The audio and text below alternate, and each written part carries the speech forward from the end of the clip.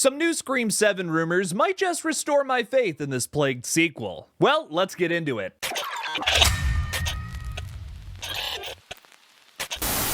Hey everybody, I'm KillJoy Jake, and instead of having friends, I have horror movies. There's been a lot to talk about regarding Scream 7 since it went into production. Patrick Dempsey dropped out and got replaced by Joel McHale to play Sidney Prescott's husband. Matthew Lillard and Scott Foley have joined the cast despite their characters dying in previous entries, and Mason Gooding has been hyping this movie up like he just received the biggest paycheck of his life. Maybe he did. On top of that, we have some really interesting rumors to discuss in today's video that come from STALKER, a third-party source we've talked about many times before on the channel. He just dropped a ton of little tidbits in the middle of the night, and we're gonna suck on each of them individually, if you know what I mean. I will say some of this stuff might just be smoke and mirrors. It could just be a bunch of BS horse crap rumors.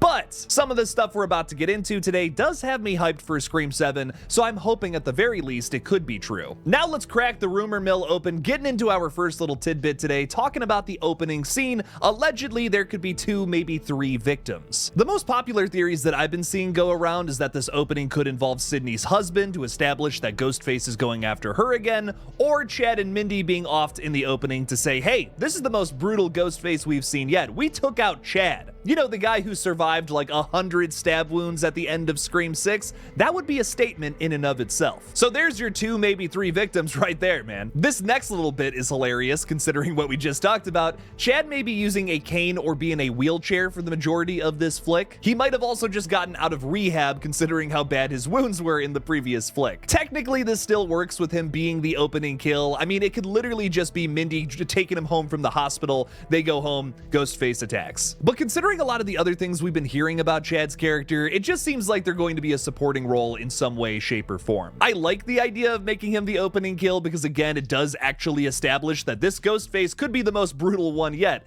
but I don't think that's actually going to be a reality. Love the theory, though. Not the first time I've heard this one. Sidney may have a stalker in this new movie that follows her around, kind of obsessed with the whole true crime angle that she's been through in her whole life. Maybe also a Stab fan, too. Now, this could be a red herring. This could be commentary on how Scream 6 had a real person try to break onto the set and get some information, which is crazy. But it likely pertains to something else we're about to talk about in just a few minutes here, so stay tuned. We'll come back to this one. Gale has a public scandal with a male news reporter, which is likely Mark Consuelos' character. It also seems like these two characters may have to work together, going to a psych hospital somewhere, getting a bunch of information on the past. Maybe that character that we were just talking about a minute ago. So there's a lot to unpack here. First of all, this character who's been stalking Sidney is likely this mental patient that has escaped from this psychiatric facility. I don't know if that says they're the Ghostface or not in this new movie, but they could have some sort of connection to the past that tells us who the new Ghostface is. My guess is whoever our Ghostface ends up being was someone who was at this psychiatric facility, if this rumor is to be believed. Another thing I want to bring up here is that Gale working with a character she doesn't like is not a first for the series, even remotely. This sounds a lot to me like her relationship with Jennifer Jolie, Parker Posey's character from Scream 3. They have that entire scene in a records room where they bump into Carrie Fisher. Maybe Gale is getting lonely after Dewey's death. One of the most exciting rumors from today's list is that Ghostface is rumored to kill somebody by strangling them with their own intestines. This echoes a lot of what Mason Gooding was saying recently about Scream 7 featuring the most brutal Ghostface, and if this is true, that is definitely the case. I can't think of a more brutal Ghostface kill than that. That's insane. If you're gonna have the goofy Scooby-Doo plot that Scream 7 is likely going to have, you can at least counter that with some really gory, over-the-top kills. If I can't take the story seriously, maybe I can just enjoy the kills. It sounds like Scream 7 is going to be jumping through a lot of hoops to make this one connect back to the original, a la the psychiatric facility. Maybe Stu's been staying there the whole time. Oh god. STALKER also says that Scream 7 is going to wrap up some loose ends from 5 Cream and Scream 6. Personally, I think the only loose end that needs to be addressed is where the Carpenter sisters are at. Scream 6 ended with a little bit of romance between Jenna Ortega's Tara and of course Mason Gooding's Chad, but we know that the Carpenter sisters are probably not appearing in this new entry based on some recent controversies. Why is Chad not with his girlfriend? Maybe they're off doing something something else. Finally getting their mother from that conference in London, perhaps. Speaking of Chad, his mother, played by Heather Matarazzo, will likely be returning for this one. It just hasn't been announced yet. SIDNEY'S also clarified that she might have a role in Thanksgiving 2, which is actually a pretty big possibility for a number of reasons. Thanksgiving 2 comes from Eli Roth, just like the original flick, and it's actually not the first time that Heather Matarazzo would be working with Eli, as she appeared in Hostel 2, which I think is his best film to date. Hot take. It would definitely make sense for Martha Meeks to show up here, considering her 2 kids are there. But also, if she's in Eli Roth's Thanksgiving, that also works. She's an actress who has worked with Eli Roth before. I could totally see her playing some new kind of character in Plymouth. I'm really excited to see that one too, hopefully later on this year, likely in November. Let's just hope that Martha isn't showing up to Scream 7 to stop by the funeral for her kids.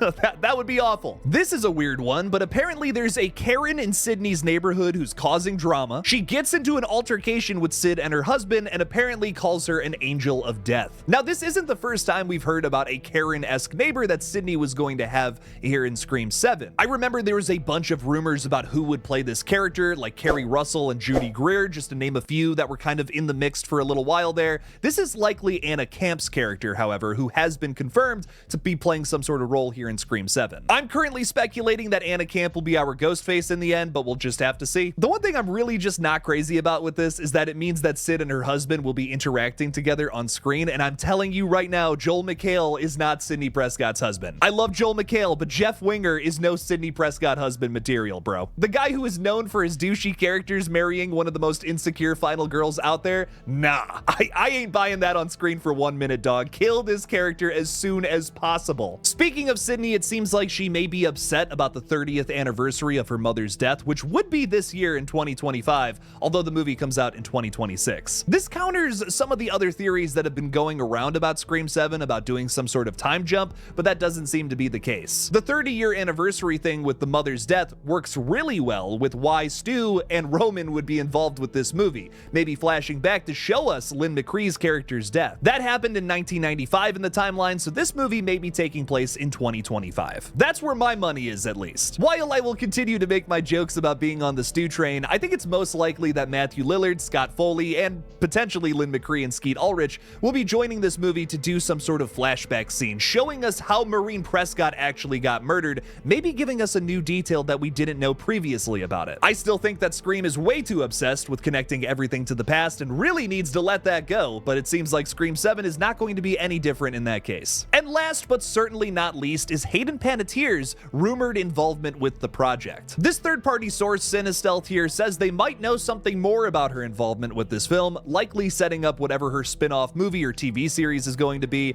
I don't know. I really hope we get to see Detective Reed, though. I really liked seeing her in Scream 6 come back from the dead a little bit there. Kirby is the only character I'm okay with coming back from the dead because Wes Craven even wanted it. He said so on Twitter before he died, man. I also feel like she has the potential to add a lot to these movies in the future here, even though I really don't feel like she did much for Scream 6. The idea that after barely surviving a Ghostface encounter, she became an FBI agent is a really cool arc for the character. I hope they explore this more in a future sequel or even a spin-off film. I feel like this batch of rumors is making a lot of these new announcements a little more clear, definitely has me a little more level-headed than the freak out that was the announcement that Matthew Lillard and Scott Foley are back for Scream 7. Like, what? I still don't think that the Joel McHale relationship with Sidney Prescott is going to work on screen. That's probably my biggest issue with Scream 7 at the moment. I really think that these dead legacy characters coming back are probably some sort of flashback going back to showing us how Maureen Prescott's murder happened. I've made my peace with it. We're probably getting a little bit of fan service there. Ghostface strangling somebody with their own intestines, though? That sounds really exciting. I am all about that noise. Definitely some exciting rumors here. I hope some of these come true. Hey everybody, before we wrap up today's video, please make sure to like this one and subscribe for more horror content in the future. I would greatly appreciate it as we're just about to hit 30,000 subscribers. Oh my god. Thank you to everybody who supports this page in any way, shape, or form. What do you guys think about these most recent Scream 7 rumors? Leave me something about it in the comments below. Thank you all again for watching. Please subscribe, and as always, don't forget to kill it out there, y'all.